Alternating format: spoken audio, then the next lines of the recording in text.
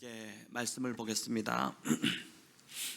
마태복음 4장 8절부터 11절 말씀, 저와 여러분 교독으로 읽겠습니다. 마귀가 또 그를 데리고 지극히 높은 산으로 가서 천하 만국과 그 영광을 보여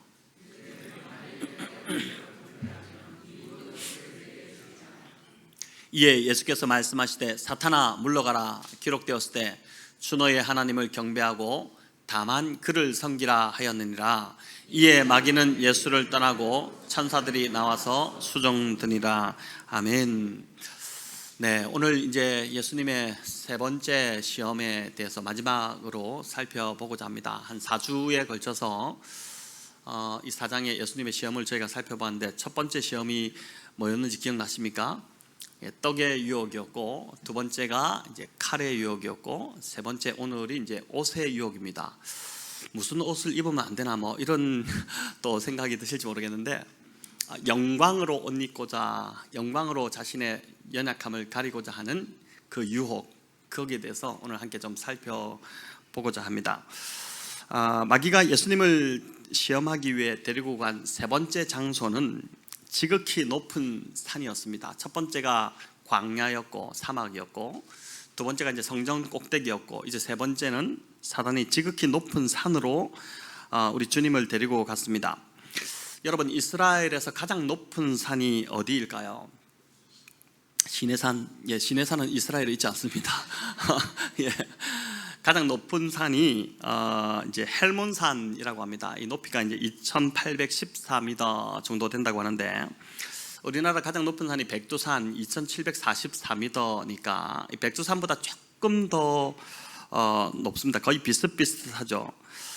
근데 이제 8절에 보니 마귀가 예수님을 산으로 데려가서 천하 만국을 보여줬다 이렇게 하는데, 천하 만국은 세상에 속한 모든 나라들을 뜻하는 헬라식의 어떤 표현입니다. 자, 그런데 이스라엘에서 가장 높은 산인 헬몬산에 서서 아래를 내려다보면 천하 만국이 여러분 보일까요?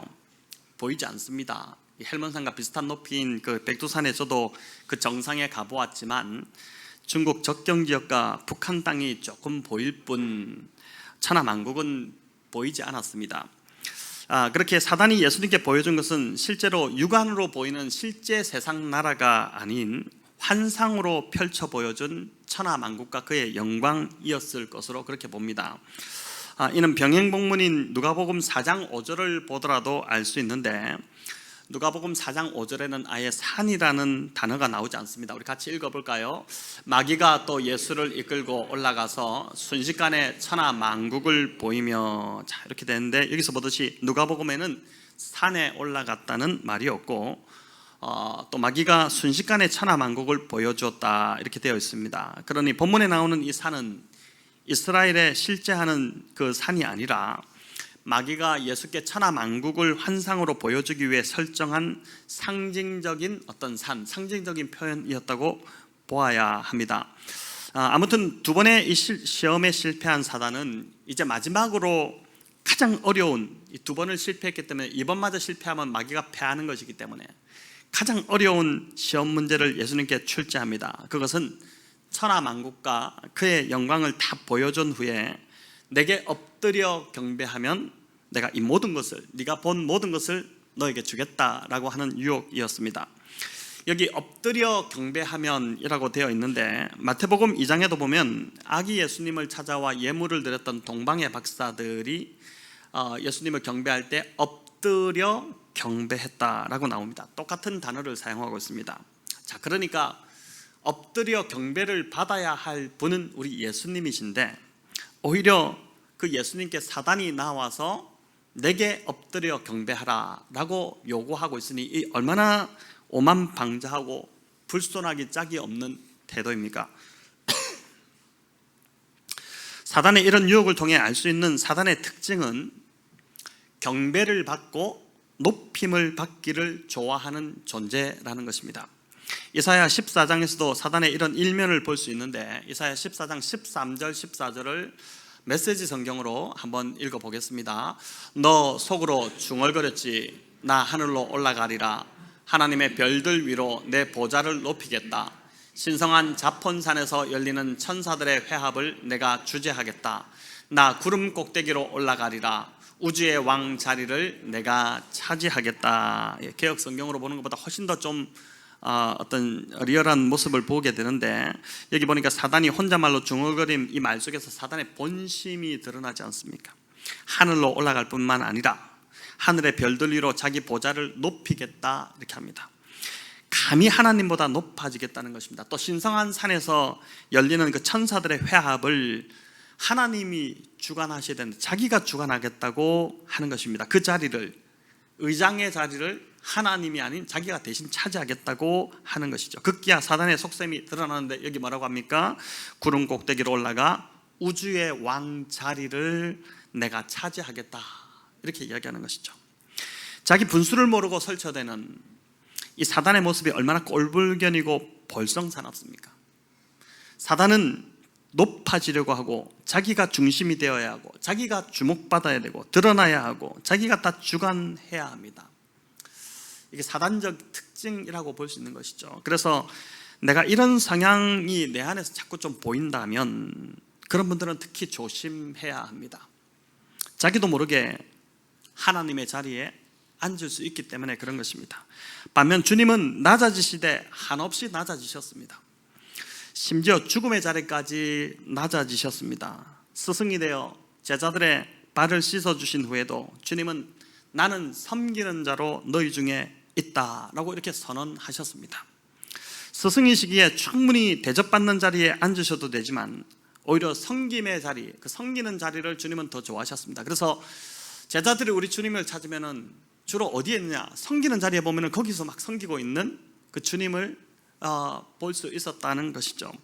그래서 교회에서도 낮아져서 성도를 섬기는 자들에게서 예수님의 모습을 볼 수 있고 그리스도의 향기가 나는 것을 보게 됩니다. 그런 모습을 보면 참 멋있고 감동이 있습니다.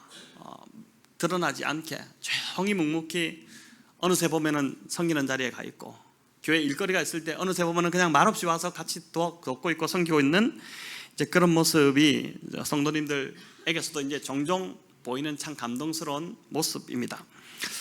저도 섬김이 무엇인지를 배웠던 한 중요한 경험이 있었는데, 대학교 1학년 때 그 CCC에서 LTI 선교단체죠. LTI를 갔을 때입니다. 일종의 이제 LTI, 일종의 MT 같은 것인데, 저희가 머물렀던 장소가 이제 시골 교회였는데 마지막 날 출발하기 전 그 교회를 사용했기 때문에 이제 청소를 다 하고 떠나야 돼서 청소하는 시간이 있었습니다. 그때 한참 선배였던 한 분이, 제가 그때 1학년이었기 때문에 저에게 빗자루를 들고 따라오라고 이렇게 사인을 하셨습니다. 이분이 지금은 참 겸손하게 한 교회를 맡으셔서 아주 신실하게 목회를 잘하고 계신 분인데, 그때 저를 데리고 이제 그분이 간 곳이 어디였냐면은 교회 뒤편에 있던 재래식 화장실이었습니다. 푸세식 화장실이죠. 다 기피하던 청소를 그 선배 순장님께서 저를 데리고 가셔서 한 것입니다. 근데 청소를 그때 제가 했느냐? 아니, 거의 그 순장님이 다 하셨어요. 저는 어떻게 할 줄 몰라가지고 막 코 막고 있고 그랬는데, 그 순장님이 이제 그 청소를 다 하신 후에 딱 한마디 이렇게 하셨던 게, 그게 제가 깊이 좀 지금까지도 남아 있습니다. 내가 오늘 보여준 대로 너도 앞으로 살아가면서 이렇게 섬겨라, 이렇게 이제 말씀을 하셨습니다. 주중에 저희 건물 소장이신 이제 양승덕 성도님과 통화하다가 솔로몬 프라자 건물 봄 대청소를 하신다는 말을 듣고는 제가 우리 성도님들 동의도 구하지 않고 저희 교회 성도님들도 함께 하면 좋겠다고 말씀을 드렸습니다. 건물 청소를 하면 화장실과 건물 구석구석을 이제 다 청소하고 뭐 줍기도 하고 쓸기도 하고 이렇게 할 텐데, 뭐 이 전체를 우리 양승덕 성도님이 혼자 하시는 것도 힘든 일이겠지만 무엇보다 이를 통해서 교회가 우리 여기 함께 살아가는 솔로몬 프라자 입주민들을 섬길 수 있는 기회가 되니 제가 선뜻 말씀을 드렸던 것입니다. 그러니까 말로만 섬기는 것이 아니라 정말 조용한 섬김을 통해서 예수님의 사랑이 잔잔하게 좀 전해지지 않을까, 이렇게 생각을 한 것입니다. 그래서 제가 몇 달 전에는 한번 그런 생각도 했었죠. 우리 성도님들 중에서 또 뭐 하실 수 있는 분은 함께 하면 좋겠지만 우리 권사님들이라도 같이 해가지고 한 번은 이제 토요일 오후 정도를 잡아서 이 사람들이 없을 때 여기 5층에 있는 모든 화장실 한번 청소를 우리가 깨끗하게 한번 하는 게 어떻겠냐. 특히 이제 그 화장실 휴지통이 늘 좀 더럽지 않습니까? 근데 그걸 한번 깨끗하게 좀 청소하는 것도 이제 드러내지 않고 말하지 않고 조용히 그냥 섬기고 사람들이 들어왔을 때 그 깨끗함을 느낀다면 그 자체가 이제 그들에게 행복을 주고 복을 흘려보내는 것이기 때문에 한번 그렇게 하면 좋겠다는 생각만 가지고 있었고 못했습니다. 근데 이번에 이제 이런 대청소를 하게 되면 뭐 교회 청소도 한번 하는 겸 저희가 또 이 공간을 섬기는 것이, 그 섬김의 자리에 있는 것이 바로 그게 주님을 닮아가는 모습이 아닐까라는 생각을 해보게 됩니다. 사단이 예수님께 보여준 것만 봐도 사단이 무엇을 좋아하는 존재인지가 참 드러나는데, 사단은 예수님께 천하만국과 그 영광을 보여주었습니다. 천하만국에는 여러분 영광만 있지 않습니다. 영광만 보여주었다면 그건 천하만국의 반쪽만 보여준 것입니다. 천하만국에는 영광도 있지만 그 반대편에는 죄악과 고통의 어두운 면이 함께 있습니다. 그런데 사탄은 그런 어두운 면모는 쏙 빼버리고 화려하고 매력적이고 좋아 보이는 그 영광만을 보여준 것입니다. 그걸 보여주면 예수님이 넘어올 걸로 착각한 건데 큰 오산이죠. 예수님이 이 땅에 오셨던 그 이유를 놓쳐버린 것입니다. 우리도 보면은 늘 좀 영광스러운 자리에, 드러나는 자리, 그런 자리에 있기를 인간은 본성상 원하는 것 같습니다. 타락했기 때문에. 하지만 주님을 따라가는 자들은 그런 자리가 아니라 어두운 자리로 가는 것이죠. 그래서 예수님은 그 오심부터가 화려한 왕궁의 침대가 아닌 가축이 있는 허름한 구유에 거기서 나셨고, 축하하러 왔던 그 첫 손님도 무슨 왕궁의 어떤 고관들이 아니라 그 당시 가장 천대받던 옷에서 그냥 냄새나던 그러한 목자들이었습니다. 예수님께서 공생의 기간을 살아가시면서 주로 만났던 사람들도 다 어떤 사람들입니까? 낮은 자리에 있던 자들이었죠. 죄인들, 세리들, 창녀들, 또 병든 자들이었습니다. 예수님은 단 한 번도 당시 실세였던 빌라도나 헤로당이나 대제사장을 만나러 특별히 시간을 내어 가신 적이 한 번도 없으십니다. 주님이 이들을 만나기는 했죠. 딱 한 번 만났습니다. 언제였습니까? 십자가 지시기 전에 신문 받으실 때. 죄인도 아니신데 죄인으로 몰아가는 그 신문의 자리에서 처음 그들을 만나셨습니다. 주님은 그런 높은 자리에 있는 자들에게 아예 관심이 없으셨습니다. 우리는 어떻게 하면 좀 더 나보다 나은 사람과 교제해서 나의 위치를 좀 올려볼까? 좀 더 나보다 훨씬 탁월한 사람들과 좀 관계를 맺어볼까? 뭐 이렇게 하는데 주님은 그런 것에는 하나도 관심이 없으셨고 오로지 고통받는 자, 병든 자, 죄인들과 같이 낮은 자리에 있는 자들을 돌아보셨습니다. 그래서 오늘도 우리 주님을 만나기 원한다면 낮은 곳으로 가라고 하지 않습니까? 사회의 가장 낮은 자리, 그곳에 주님이 오늘도 계시다는 것입니다. 사단이 첫사람 아담과 하와를 유혹할 때도 선악과를 먹으면 너희의 눈이 밝아져서 너희가 하나님처럼 될 것이다, 하나님처럼 높은 분이 될 것이다, 그런 높은 자리에 앉게 될 것이다, 그렇게 유혹을 한 것이죠. 사단 자신이 하나님의 자리에 앉으려다가 실패하고 땅으로 떨어지자 하나님의 최고의 피조물이었던 그 인간마저 이제 그렇게 유혹함으로 파멸로 이끌고자 한 것입니다. 아담과 하와를 하나님의 자리에 앉히려고 했고 또 예수님을 지극히 높은 산으로 이끌었던 이 사단은 오늘도 저와 여러분을 여전히 최정상의 자리로 이끌어 가려고 합니다. 그런 자리에 가야지 네가 그래도 좀 사람들에게 존경받지 않겠느냐. 그러니까 늘 이제 최고의 자리에 올라가려는 갈망이 우리 안에 있지 않습니까? 회사를 가더라도 최고의 자리로 올라가려고 하고, 좋은 목적일 수도 있겠지만은 왜 거기에 올라가려고 하느냐, 그 의도가 중요하지 않겠습니까? 대접받는 자리, 주목받는 자리, 높임을 받고 뭐든지 내가 원하는 대로 할 수 있는 자리, 그런 자리인데 그런 정상의 자리에 사단이 도사리고 있다는 것을 기억할 필요가 있습니다. 최정상의 지극히 높은 산에 사단이 딱 기다리고 예수님을 끌고 가셨듯이, 거기서 예수님을 만났듯이 우리도 이 땅에서 말하는 그 가장 높은 자리, 최정상의 자리, 누구나 다 올라가고 싶어하는 그 자리에 사단이 도사리고 있다는 것입니다. 낮은 곳에서는 사단이 우리를 유혹하려고 해도 할 거리가 없습니다. 하지만 높은 곳은 한눈에 보여줄 수 있는 것이 너무 많기 때문에, 우리가 봐도 볼 것들이 너무 많기 때문에 그렇습니다. 여러분, 펜트하우스가 비싼 이유가 바로 조망권 때문이라고 하지 않습니까? 같은 평수라도 3층과 또 꼭대기층인 펜트하우스는 가격이 천지차이입니다. 뉴욕의 유명한 건물들의 그 펜트하우스는 가격을 매길 수 없을 정도로 가격을 상상을 초월하는 가격이라고 하지 않습니까? 왜 그럴까요? 그 조망권 때문입니다. 사방의 그 좋은 전망을 독차지해서 혼자 누릴 수 있는 그 권리가 그만큼의 가치를 한다는 것이죠. 그래서 낮은 곳에서는 유혹거리가 없지만 높은 곳일수록 보이는 것이 더 많기 때문에, 또 넘어갈 유혹거리들이 많기 때문에 사단이 유혹하기가 너무 좋습니다.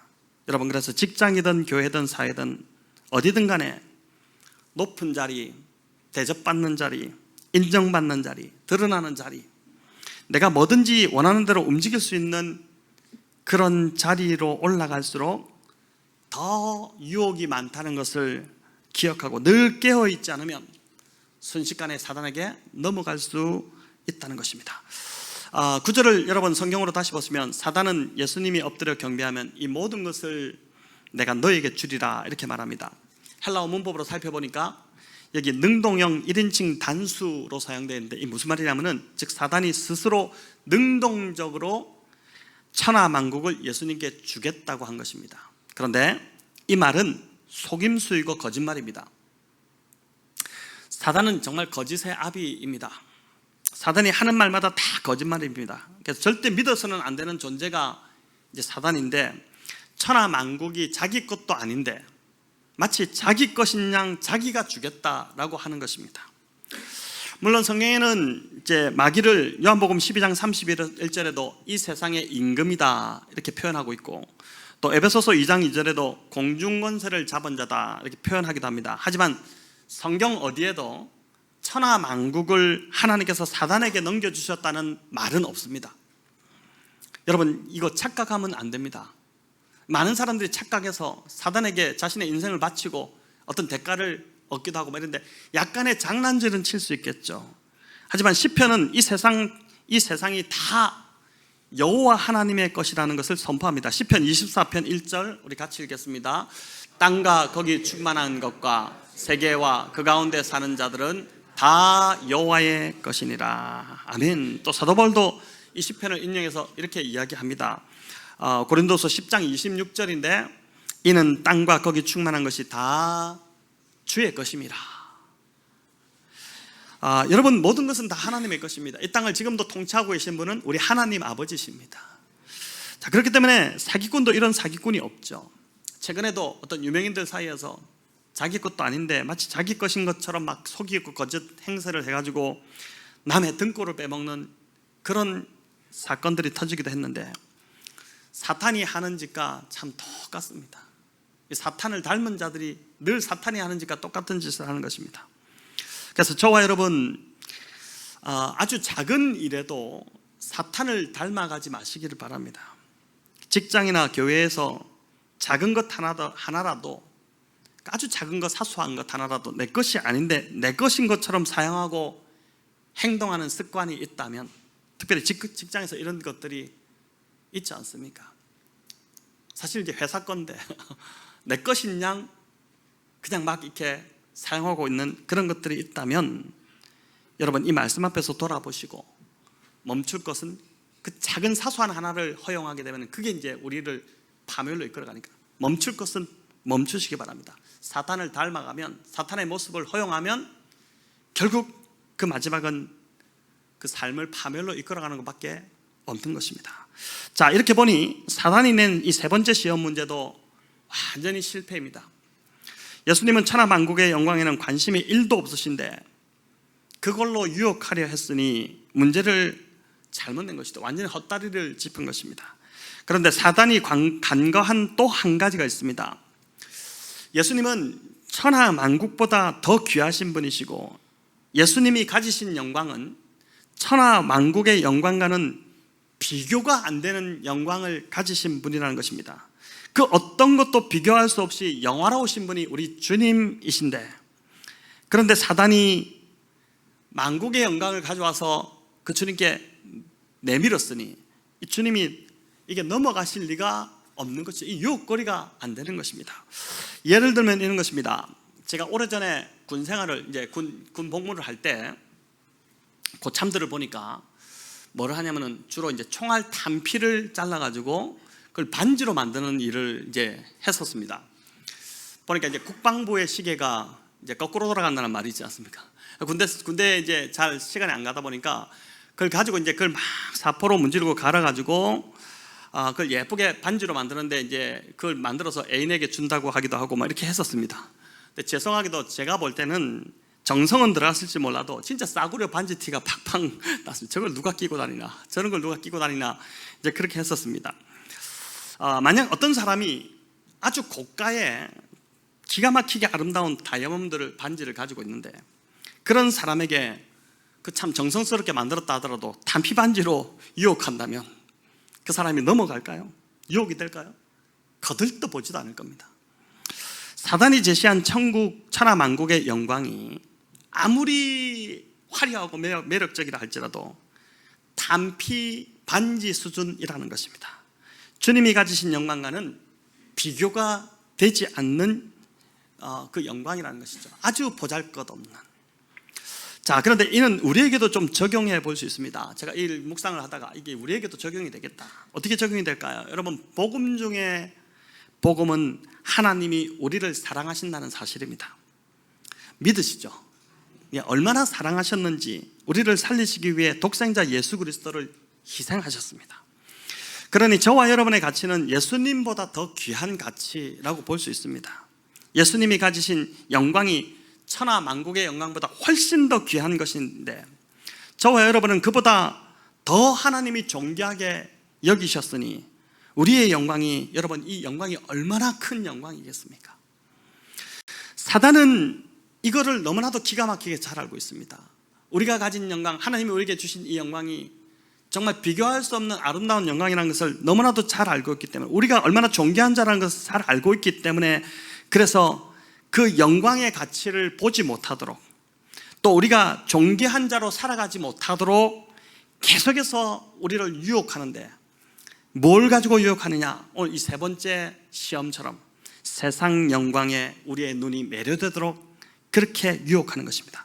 오늘 제목이 옷의 유혹인데, 우리가 예수님으로 인해 입게 된 옷은 말로 표현할 수 없는 영광스러운 그 의의 옷인데, 사단은 우리의 눈을 세상의 영광이라는 그 옷에 관심을 그렇게 두게 만들어서 그 형편없는 세상 영광의 옷을 지금 우리가 입고 있는 이 영광스러운 옷 위에다가 입도록 그렇게 계속 만드는 것입니다. 여러분, 그렇게 하면 어떻게 되겠습니까? 이 가격으로 따지면 비교가 안 되는 옷이잖아요. 세상 영광의 옷은 완전 싸구려 옷이고, 하나님이 우리에게 베풀어 주신 의의 옷, 이 영광의 옷은, 거룩한 옷은 정말 놀라운 옷인데 그 영광이 우리 안에 있는데 세상 싸구려 옷을 우리 위에 걸치게 함으로 그 영광을 보지 못하게 만드는 그 일을, 그 유혹을 사단이 예수님에게도 마지막으로 했고 우리에게도 그 유혹을 계속해서 해오고 있다는 것입니다.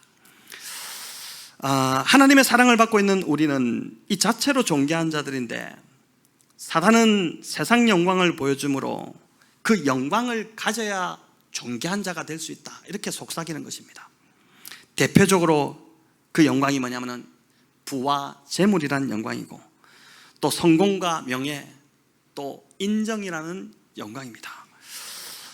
여러분, 세상은 어느 정도의 부와 재력이 있어야지 어딜 가도 사람들이 알아주고, 또 성공해서 정상의 자리에 올라야지 존귀하게 대접받는다. 일을 잘해서 사람들로부터 인정을 받아야지 사람들이 좋아하고 사랑하고 그렇게 한다고 생각하게 만듭니다. 여러분, 이런 가치가 우리 안에 참 많이 들어와 있습니다. 교회 안에서도 그런 것 같아요. 그래서 우리도 사람을 볼 때 이런 가치의 눈으로 사람들을 평가하고 보는 경향이 강한 것입니다. 하지만 오늘 말씀은 저와 여러분은 이런 세상 영광의 옷을 입지 않아도 지금 그 자체로 충분히 하나님께 사랑받는 자녀들이고 천하보다 귀한 자들이라고 우리에게 말씀합니다. 여러분, 그래서 이렇게 한번 나에게 말씀해 보시기 바랍니다. 쑥스러워하지 마시고, 나의 가치는 천하 만국의 영광과 비교할 수 없어. 손을 가슴에 한번 얹으시고, 자, 나의 가치는 천하 만국의 영광과 비교할 수가 없어. 감동이 오시나요? 예, 감동이 오셔야죠. 또 옆에 있는 분들에게 한번 말해줍시다. 당신의 가치는 천하 만국의 영광과도 비교할 수가 없다. 한번 좀 그렇게 격려합시다. 당신의 가치는 천하 만국의 영광과 비교할 수 없다. 목사님 좀 이런 거 시키지 마십시오. 이렇게 하시는 분들 표정도 있는데, 또 이렇게 한번 해봐야지 이 진리를 더 잘 붙들지 않겠습니까? 사랑이 결핍된 사람들은 그 결핍을 채우기 위해 늘 다른 것에 집착합니다. 그것이 돈이 될 수도 있고, 또 사람일 수도 있고, 또 어떤 인정 욕구일 수도 있고, 명예와 성공일 수도 있습니다. 돈을 가지고 있으면 사랑받을 거라고 생각하는 것이고, 성공하고 명예를 가지면, 또 일을 잘해서 인정받으면 사람들이 나를 사랑할 것이라고 믿는 것입니다. 하지만 사랑을 충분히 받고 자란 사람들은 결핍이 없기 때문에 사랑받기 위해서 무언가에 집착하는 그런 행동을 하지 않습니다. 자, 그럼 어릴 때 사랑받지 못하고, 내 잘못 아니잖아요. 어릴 때 그렇게 힘든 환경 속에서, 깨어진 가정 속에서 정말 사랑받지 못하고 결핍된 채로 성인이 되신 분들, 어떻게 해야 할까요? 답은 정해져 있죠. 계속 그렇게 살아야 할까요? 아니죠. 하나님의 사랑을 경험하면 됩니다. 그 사랑으로 결핍이 채워지면 더 이상 세상 것에 집착하지 않게 된다는 것입니다. 저 같은 경우는 한 25, 6년 전쯤에 받았던 그 DTS 훈련이 하나님의 사랑을, 그 1년이 하나님의 사랑을 정말 깊이 경험하는 시간이었습니다. 그 훈련을 받기 전과 후의 모습이 참 많이 달라졌는데, 어떤 변화였느냐? 어떤 사람 앞에서도 제가 주눅들지 않고 당당해졌다는 것입니다. 하나님의 사랑을 경험하기 전에는 나보다 더 잘나고 더 많이 배우고 더 가진 자들 앞에 서면 주눅이 들었는데, 하나님의 사랑을 경험하고 나니까 어떤 사람 앞에서도 아주 당당해지고 자연스러워졌다는 것이죠. 당당해졌다는 것입니다. 여러분, 그렇다고 해서 교만해졌다는 소리가 아닙니다. 사람들을 대할 때 더 자연스러워지고 더 편해졌던 것입니다. 하나님께서 세상 그 누구보다도 나를 더 사랑하신다. 어떨 때는 나만 사랑하시는 것 같다. 왜 이렇게 나만 사랑하시는 것 같지? 이런 이제 경험들을 계속하게 되고, 또 이런 착각이 제 속에서 계속 있다 보니까 자유롭게 만들어지고, 또 나 자신 있게 내가 만들어지는 것을 경험하게 된 것입니다. 여러분, 세상이 말하는 그런 영광의 옷을 입지 않아도 나는 사랑받는 자라는 분명한 확신이 있을 때 평안을 얻게 되는 것입니다. 이후 제가 이제 전도사, 참 새파란 전도사 그 2년 반 정도의 시간을 보내고 서울영동교로 옮겼을 때 고등부라는 한 부서를 맡았는데, 유독 제가 맡았던 그 고등부 부서의 교사 선생님들이 참 고학력자들이고 스펙이 좋고 아주 엘리트들이 참 많으셨습니다. 근데 참 재밌는 것은, 신기한 것은, 그것으로 인해서 제가 한 번도 주눅이 들지 않았다는 사실입니다. 그런 것들이 저에게 어떤 영향도 주지 못했습니다. 왜 그럴까요? 그분들보다 하나님께서 저를 더 많이 사랑하신다는 그 착각이 저를 아주 당당하게 만들었고, 나의 모습으로 살아갈 수 있도록 만들어 준 것입니다. 여러분, 하나님의 사랑은 이제 이 성령 충만함으로 오죠. 근데 어떻습니까? 요즘도 저도 그렇습니다. 늘 성령 충만하지 않거든요. 그래서 바울이 성령 충만을 늘 구하라고 하지 않습니까? 성령 충만하지 않으면 어떻게 됩니까? 하나님 사랑이 우리한테 좀 이게 식어지는 느낌이 있기 때문에 불편해지고, 또 사람들의 눈을 피하게 되고 이렇게 되는 것이죠. 그래서 늘 우리는 성령 충만을 구하고 하나님의 사랑 안에 거할 때 세상의 헛된 영광을 구하지 않게 된다는 것입니다. 사단이 예수님에게 엎드려 경배하라고 한 것은 하나님 외에는 다른 신들을 섬기지 말라고 한 10계명의 제1계명을 정면으로 거스르는 아주 사악한 요구였습니다. 예수님이 오신 목적은 율법을 폐하러 오신 것이 아니라 율법을 완성하러 오셨는데, 사단은 그 율법을 어기게 만드는 지금 그런 유혹을 하고 있는 것입니다. 자, 이런 사단의 유혹에 대해 주님은 이번에도 하나님 말씀으로 물리치시죠. 10절을 우리 같이 한번 읽어보겠습니다.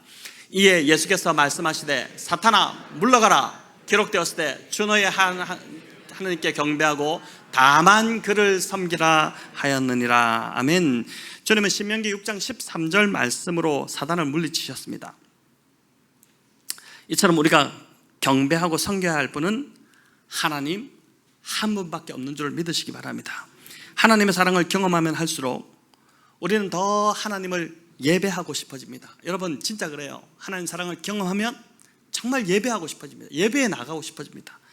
경배하고 싶어지고 섬기고 싶어집니다. 당연한 것이죠. 그래서 말씀을 통해 하나님 사랑이 점점 커지는 사람은 영적 선순환이 일어나서 예배가 기다려지고 기도의 자리에 나아가고 싶어지고 주님을 섬기는 일이라면 뭐든지 기쁨으로 그걸 섬기고 싶어지는 그런 마음이 막 충만해집니다. 내 삶을 그냥 드리고 싶어지는 것입니다. 하지만 그 사랑을 경험하지 못하고 결핍이 되면 영적인 것보다도 이 하나님의 사랑이 우리 안에 없으면 자꾸 세상적인 것으로 채워서 그 결핍을 채우려고 하는 거예요. 자신을 존귀하게 만들려고 하는 것입니다. 나는 이 자체로 그냥 존귀한 자인데 하나님 사랑을 받았기 때문에 그냥 나는 이 자체로 존귀한 자인데 하나님의 사랑이 내 안에 없다 보니까 자신을 존귀하게 만들기 위해서 자꾸 세상적인 것들을 가져오는 것이죠.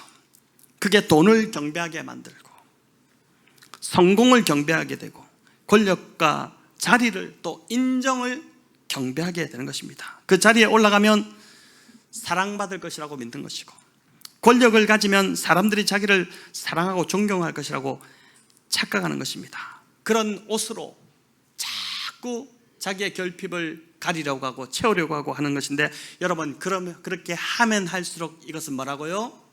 사탄을 숭배하는 것밖에 안 된다. 사탄을 경배하는 것밖에 안 된다는 것을 오늘 주님이 우리에게 이 시험을 통해서 알려주신 것이죠. 성도 여러분, 우리 주님이 시험을 이기신 결정적인 이유가 바로 앞 본문에 나옵니다. 그 3장 13절 17절까지가 세례 받으실 때의 장면인데 이 시험 받기 바로 전에 세례 받으셨거든요. 어떻게 됩니까? 세례 받으신 직후에 하늘로부터 음성이 들리면서 이는 내 사랑하는 아들이요 내 기뻐하는 자다. 이 음성이 들리지 않습니까? 주님은 그래서 이 세상에 계실 때 하나님께서 자신을 사랑하신다는 것을 100% 확신하며 사셨던 분입니다. 아니 100% 아니 200% 300% 그 이상을 확신하며 사셨던 분이 우리 주님이셨습니다. 그렇기에 다른 무엇을 구할 필요가 없으셨습니다. 하나님 사랑 하나만으로 충분하기 때문에 이게 안 되기 때문에 자꾸 구하는 것이죠. 하나님 사랑으로 충만하지 않기 때문에 자꾸 세상 것을 찾는 겁니다. 나의 결핍을 채우려고 하고 내가 존중받는, 내가 존경받는, 내가 존귀한 자라는 것을 자꾸 내가 느끼기 위해서 다른 것으로 자꾸 뭘 내가 가지면 내가 존귀한 것처럼 생각하는데 그렇지 않다는 것이죠.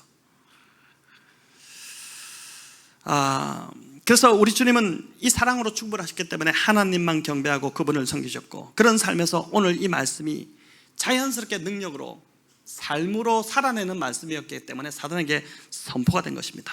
여러분 10절에서 예수님이 사단에게 사탄아 물러가라 이렇게 명하셨기 때문에 우리도 오늘날 예수님처럼 사탄아 물러가라 이렇게 하면 물러갈까요?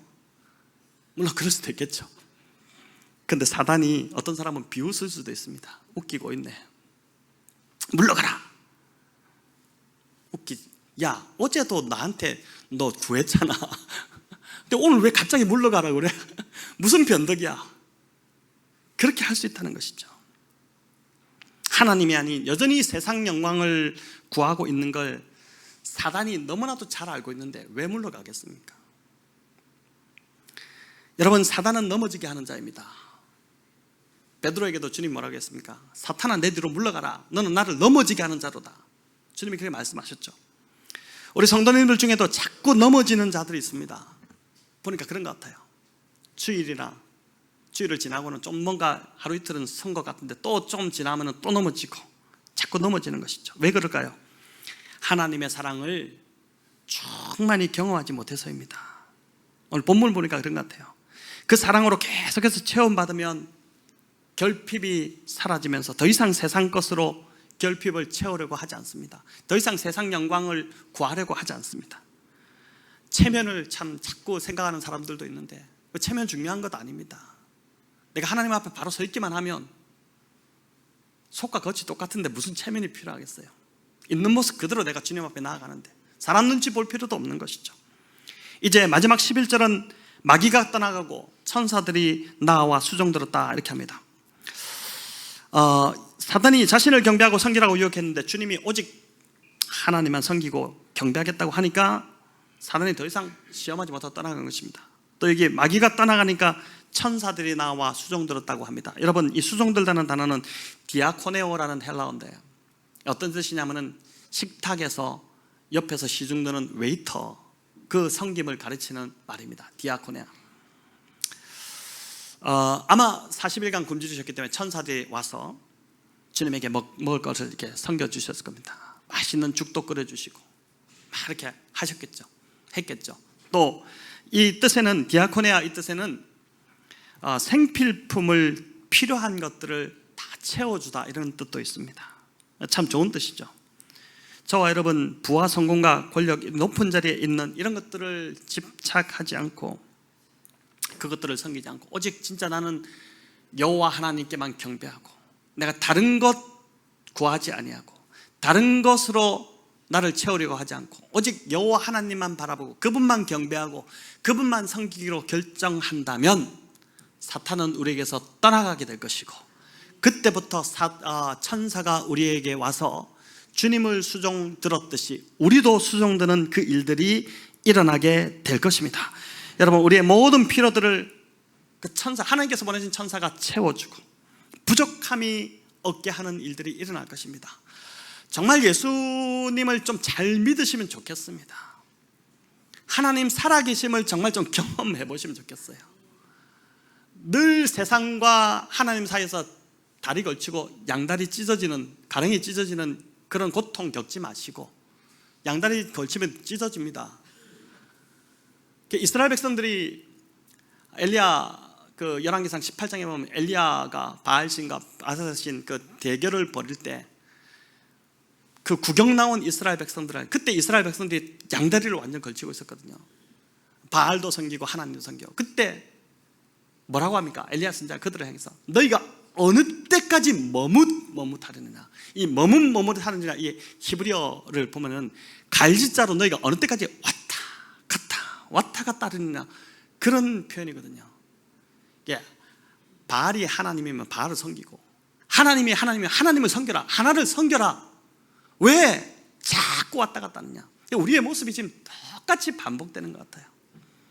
완전히 하나님을 붙들면은 진짜 이렇게 천사가 와서 수종드는 일들이 일어날 텐데, 내가 자꾸 하나님을 믿지 못하고 다른 것으로, 세상 영광으로 나를 채워서 사람들에게 인정받으려고 사랑받으려고 하다 보니까 이것도 아니고 저것도 아니고 삶은 계속 힘들고 가랭이 찢어지는 그 고통이 계속 우리 안에 있는 것이지 않겠습니까?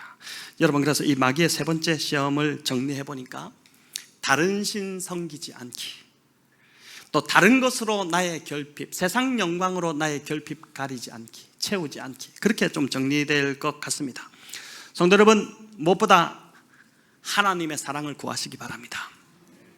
바울은 로마서 5장 5절에서 하나님의 사랑이 어떻게 우리 안에 부어지는지를 알려주는데, 우리 같이 읽어볼까요?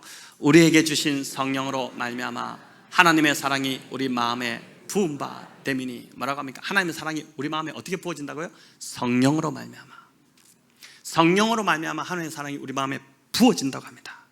여러분, 그래서 무엇보다도 말씀과 성령 충만을 늘 구하시기를 바랍니다. 말씀과 성령 충만을 통해서 그렇게 구할 때 하나님의 사랑을 우리가 경험하게 될 것입니다. 여러분, 그렇게 될 때 우리는 다른 신을 구하지 않게 되겠죠. 부와 성공과 명예와 그런 거에 목매지 않고, 그런 게 우리의 마음이 흔들리지 않고, 돈 때문에 울고 돈 때문에 웃고 이렇게 하지 않고, 그런 것 없어도 하나님 한 분이 주시는 그 만족을 누리며 우리가 살아가게 될 것입니다. 성도 여러분, 오늘 설교 제목이 옷의 유혹 이렇게 잡아보았는데, 나의 결핍을 가리고 채우기 위해 세상 영광의 옷을 입으려고 하지 마시기 바랍니다. 오직 예수 그리스도, 우리가 입을 옷은 오직 예수 그리스도의 의의 옷, 그 한 벌로 충분합니다. 그 옷을 입으시고 하나님만 경배하고 하나님만 섬기시는 우리 성도님들 다 되시기를 바랍니다. 그래서 그런 정말 결단력 있는 신앙, 우리가 하나님만 섬길 때 진짜 천사가 와서 우리 주님을 수종들었듯이 우리를 수종드는, 우리의 삶이 풍족하게 우리의 모든 필요가 채워지는 그 은혜를 맛보시는 우리 모든 성도님들 다 되시기를 우리 주님의 이름으로 축원합니다.